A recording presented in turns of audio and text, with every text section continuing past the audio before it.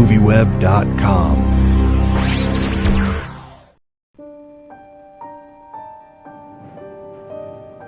When I was young, I had an affair. She was a friend of yours? A kind of friend. She liked being read to. You never tell me what you've been studying. I'm studying a play. You can read it. I'd rather listen to you. Sing to me of the man, Muse, the man of Twists and turns, driven time and again off course. Why do you leave early? You always leave early. The affair only lasted a summer. I can't live without you. Even the thought of it kills me. The thing that intrigued me the most about Hannah's character is the film isn't generally about reconciliation between the older Germans and the younger Germans about World War II, but does Hannah as a character really reconcile what she did at Auschwitz when in her older age? I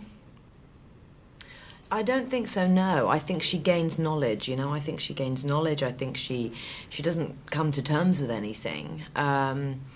I think she realizes that she, at the time that she was sentenced and convicted of having committed war crimes, she didn't understand that she was doing anything wrong. She only during that trial does she start to realize that maybe she had a choice and perhaps, you know, she didn't need to do these terrible things, and she just didn't know. And so the knowledge that she gains, the understanding of what the Holocaust actually was, that happens to her while she's in prison. And I think that I think she gets to a point, yeah, where she can't live with it. She can't live with it anymore.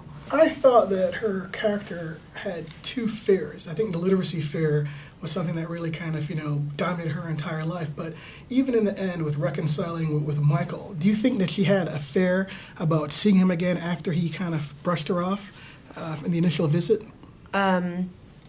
Yes, I do. I do think that she had a fear about seeing him again, but also a need, an emotional need to see him again. You know, this was the greatest love of both of their lives, and the idea that she could, you know, see this man again, look into his eyes, and maybe hope that there would still be some of that feeling left, even though so many years have gone by. No, I think it was very apparent in her, very present and incredibly important to her. Recently you've played women who are really hiding a deep, raging libido, you know, particularly that you would never tell, even from looking at Hannah as the train tram driver, that she was having a torrid affair with a 15-year-old boy or something like that. Is there an interest in that, in expressing what's deep inside sexually for on-screen performances? That's something that you find interesting? I wouldn't generalize it, no, because I mean, I don't think it is something that, you know, is important for every single character. Absolutely not at all.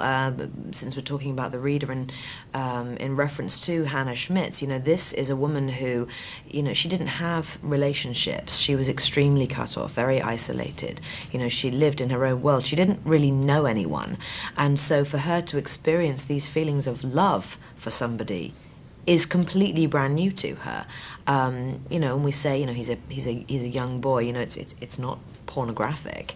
And at the end of the day, she actually believes him to be 17 years old, even though he's 15. And the actor David himself is 18. He's a young man. You know, he's not a kid. He's you know, he's very capable of taking care of himself.